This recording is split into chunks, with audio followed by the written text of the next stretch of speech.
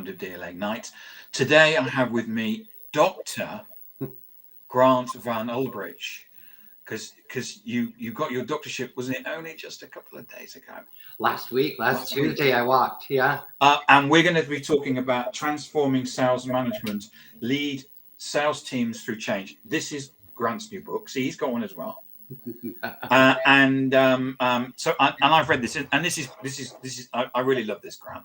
Oh, thanks. It's a lovely book, and you talk about your journey. Now, I know the audience here are bored of people's journeys. Yeah. Because I've had people, and I'm going to talk about my journey, and people switch off. But actually, there's your journey is so important in terms of the output of this book, and actually in terms of the change that some in life. Sometimes some things has to happen for something else to happen. Oh yeah, yeah. And you were sitting in a classroom, and these things. Anyway, before we get into, I'm really excited to talk about it. Oh, glad. Thank you. Where can people find you? Right. You can find me on my website, which is scaredsowhat.com. And you can also find me on LinkedIn. Please, I am heavy on LinkedIn, and I love to connect with people. So just search for my name, Dr. Grant Van Ulbrich, on LinkedIn, and I will be more than happy to connect with you and share. I'm it's the first time I've ever used QR codes on here, so I'm really excited. So if you scan the QR code, you can buy a copy of the book. And we will be talking about this app in a bit, and if you scan that QR code, and we'll bring them up later on as well. Okay. But because I actually learned how to do that only just 5 minutes ago, I just thought I'd share it because I was excited with myself. Leading with vulnerability, I love that. Yeah. Authenticity. Yes. So Grant, it's a great story. You work for a Royal Caribbean. Yes, Royal Caribbean International. You call it Caribbean, don't you? And I call it Caribbean. Yes, we do. Very different. You went back to university at 40 to study sales. Yeah. And you're sitting in a classroom, and you suddenly go, and they say, "This is what you got to do, Grant." And you went, "No, I don't agree with that." It's so well. I thought I was stupid because they were teaching. I was the only American in the classroom here in England. It's a course here by Consalia Sales Business School in Middlesex University, and it's the world's first master's in sales. So I'm sitting here and learning all about change management and how I was supposed to apply these global models on my team. And I just looked dumbfounded, and I thought, I don't like these. Not for what they're trying to make me do. They want me to make me change people. But where's the model for the individual? Where's the model for me? I can reject change. So I very begrudgingly raised my hand to my professors. Here's senior vice presidents of industry in this cohort with me, and I'm the only American. So I'm sure they just thought, oh, great, what does he want? But I said, Professor, I have a question. And I said, do you believe that people can accept change? He said, yes. Okay, great. Do you believe people can reject change? And he's like, yes. And I said, and do you believe that people get stuck in something maybe in between where they just are uncertain about what to do, and we as leaders don't know how to help them? And he said, yes, that's true. I said, these models don't reflect that. These models say that they'll go through a process and they'll magically accept it, and at the end it's done. And I'm here to tell you that that's not how we're human beings react to change. And he went, right.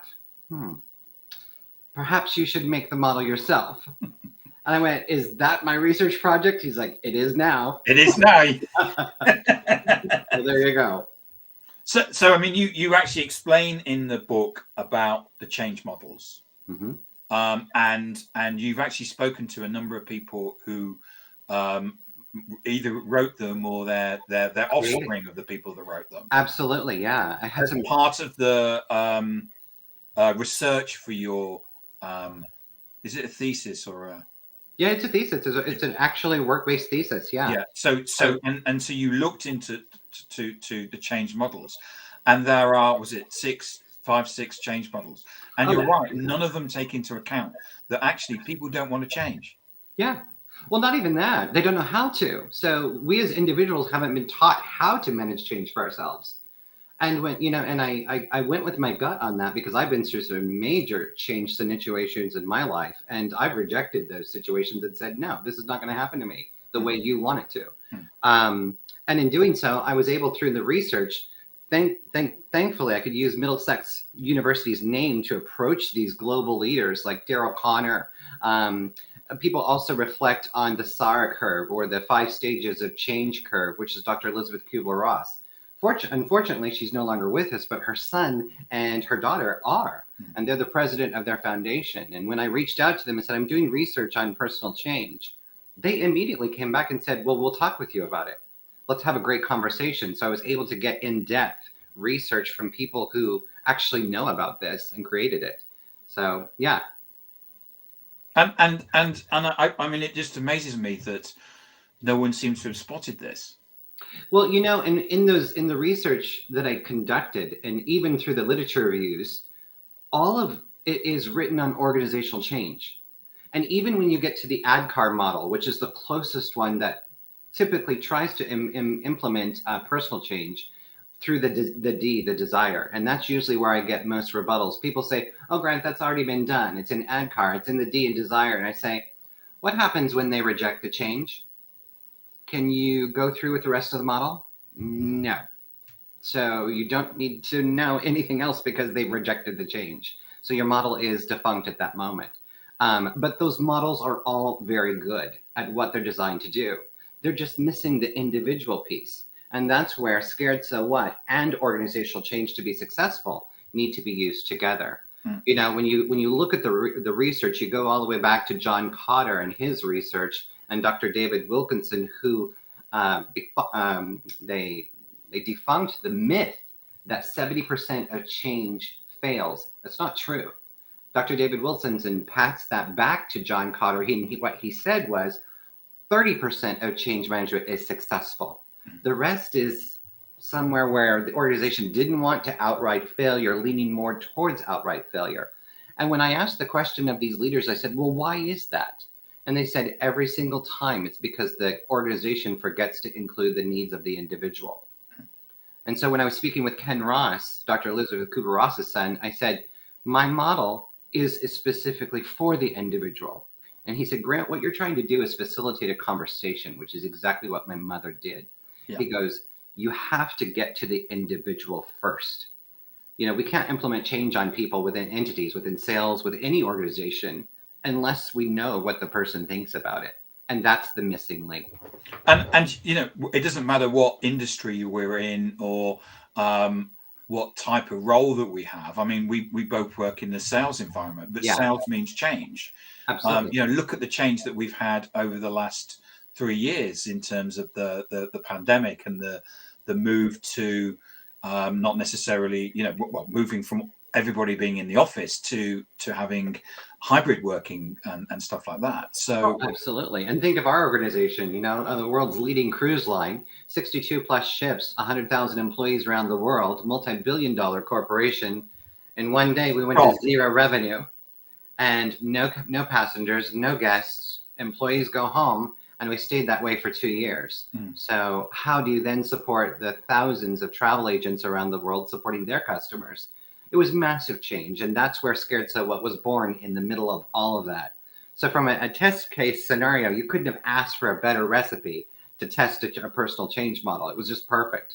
And it gave us data from all over the world. So what you've done is part of your doctorate thesis is actually come up with a change model for individuals. Yes. Which is the Scared So What. Correct. What you keep saying, Scared So What, just to explain to people. And what you've done, I'm just going to take a step forward and then we'll come back, which is what you've done is that you've then transferred that into an app for people to use. Correct. Okay. So just so that people know there's now, let's go back. Let's talk about, walk me through what Scared So What is. Yeah. So if you think about it, again, think to yourself. So Tim, whenever you have experienced change in your life and you went to a friend or a family member and you said, this is what I'm feeling, what did they say to you? Oh, Tim, just deal with it. Get on with it. Right? You're going to be fine. It would have been 2 words and one of them would have been off, I think. Exactly. Yeah. Exactly. So they'd have my own problems. Exactly. You know, because people don't know how to manage change. We haven't been taught that, not in school, not in universities, in churches, in social, anywhere. We haven't been taught how to do that.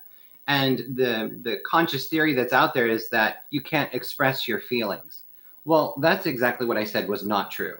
And when your body and your mind experiences a change, something's happening. You breathe faster, you get goosebumps, your hair stands up, you start to sweat, etc. Maybe you go into a panic, stress, or anxiety. Well, that's your body telling you to do something. Find something out so you can get through this. And so what we did was we focused on the fear of change, which is metaphysophobia. So it's an actual clinical term for people who fear change. And it doesn't matter if it's positive change or negative change. You need a methodology to embrace that. So what I say is scared. Are you scared of the change that's happening to you? Regardless if it's a good change, like you're getting married, or you get a new job, or a negative change, like you're losing your job. So what is it? SCARED. Are you surprised? Are you conflicted? Or do you champion the change? What actions could you take? From there, you're getting information. You're not assuming. You're actually starting to make an informed decision, which is what we want. Are you more receptive to the change or do you reject it? Which either one is fine, because as human beings, we can reject change. And that's what the other models do not include or account for. Mine does. And then, as action is so important, could you explore any other options before you make a decision? A favorable decision means you're good for it and you want to go forward. Great. Excellent. A negative decision means I don't like this change. It's not for me. And that's okay too. So what are you going to do? Or so what does it mean? There's also a third option, which is called indecision. And this happens to all of us, where you raise your hand and you say, I don't know what to do.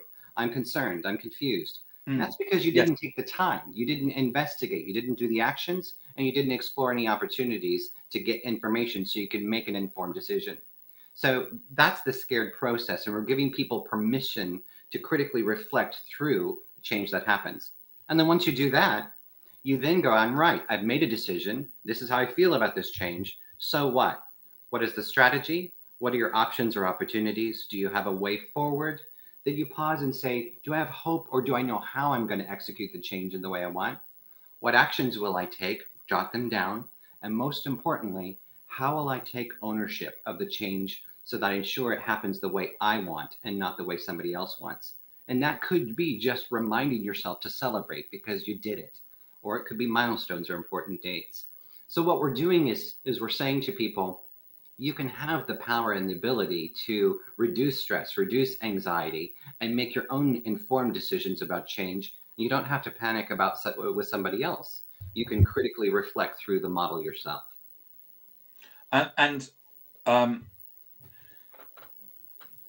So in terms of the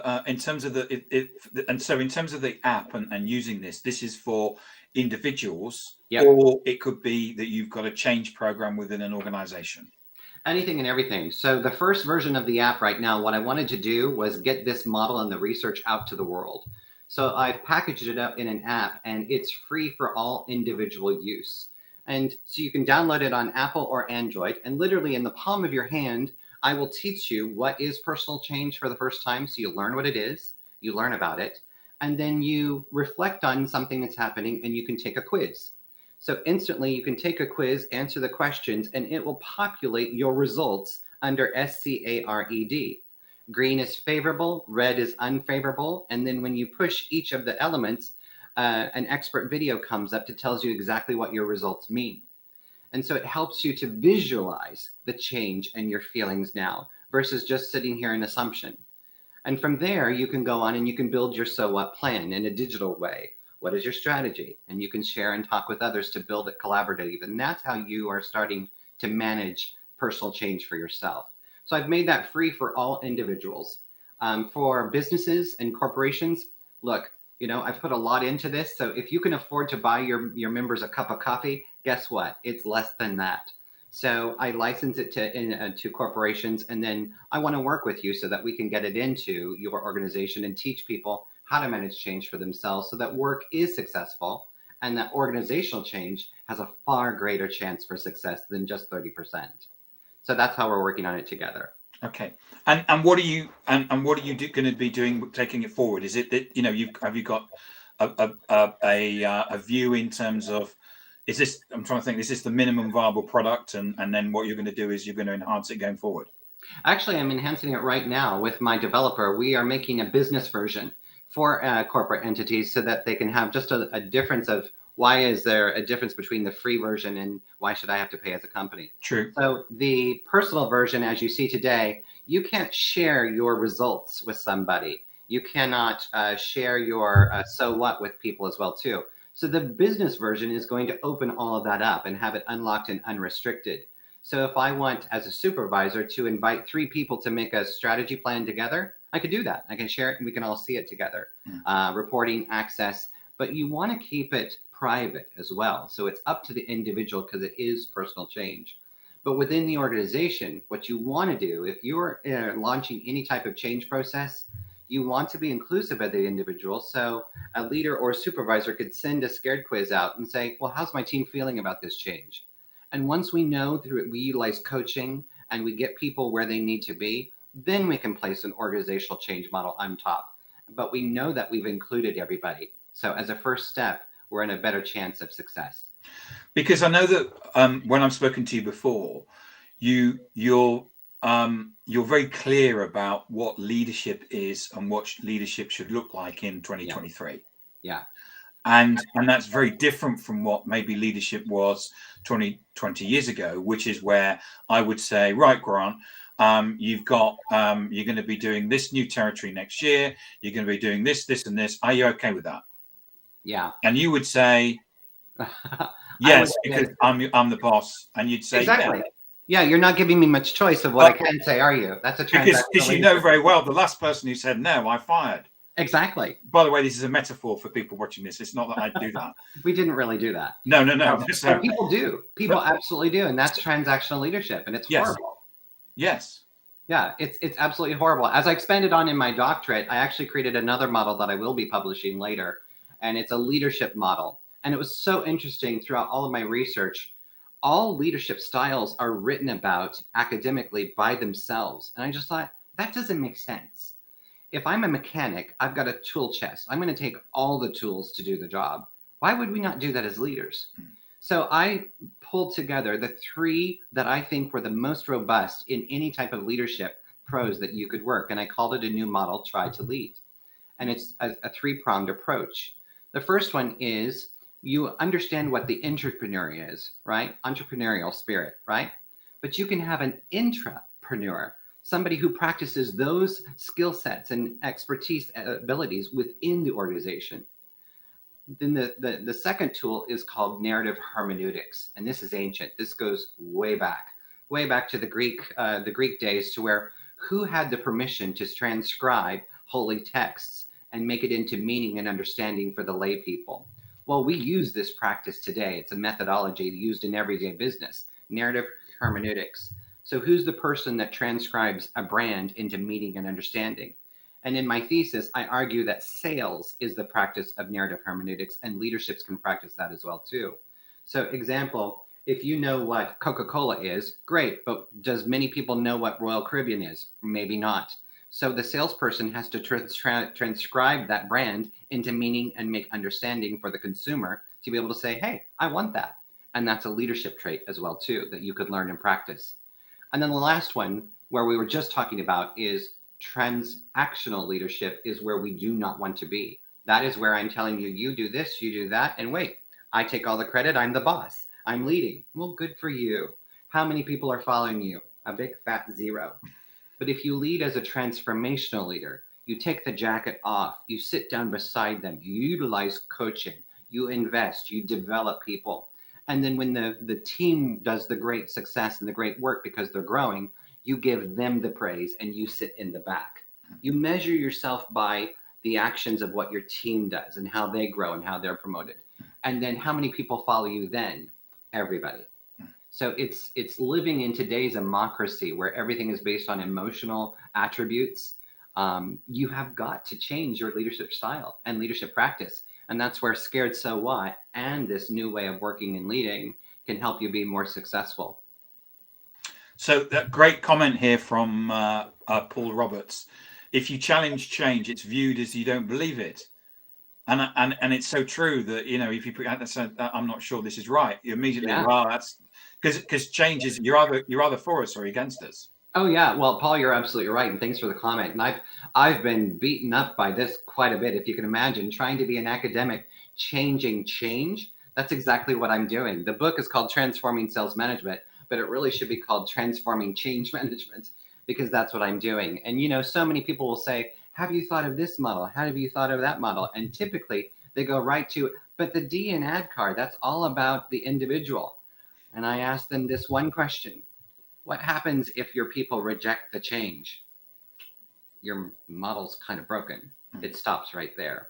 Because as leaders, we do not, I mean, think about it this way. You know, Paul, if you're a leader, or if you have a supervisor as well, and even you, Tim, or anybody listening, have you as a leader ever asked your team, hey, do you embrace this change? Do you support this change? Are you on board with this change that I'm about ready to execute on you? And do you think that you can help me manage this change? No, we don't talk that way. We go, hey, this is what we're going to do, and you should be doing it, and the company's going this direction. You're all going to follow me. Follow. Yeah, exactly. Follow. The wrong words. Transactional leadership. Versus, you know, and when you start to have the conversation and say, hey, I want you to soar.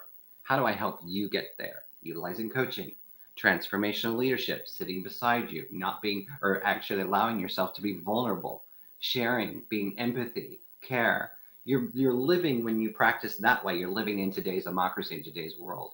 So what I have found is I did several podcasts and webinars with Teresa Moulton, who is the editor-in-chief of the Change Management Review. Wow. And I loved her response. She flat out came out and said, you know what? This is a revolution, because nobody's done this.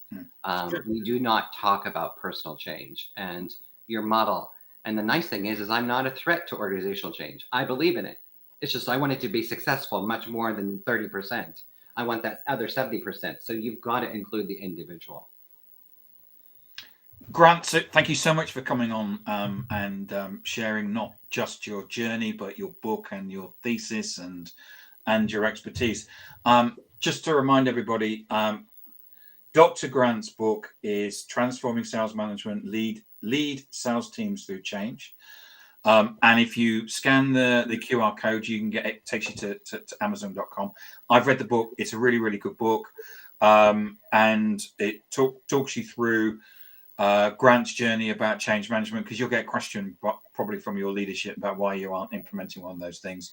And it also takes you and explains about the app and about Scared So What. And let's put the QR code up again for the app for people to use. And it's free for individuals, isn't it? Absolutely. Download it, start to learn for yourself, and share it. And if you want it inside your business, reach out to me. You can reach out to me through the app as well too, and let's help people grow. And and just for people to, it's Grant Van Ulbrich, and you're available on LinkedIn. LinkedIn, please connect with me there as well too. I love using LinkedIn and exchanging and sharing, and let's have a discussion together. Fantastic. Grant, thank you so much for coming on and talking to us today. It's been awesome, and thank you for sharing your wisdom. Thank you, Tim.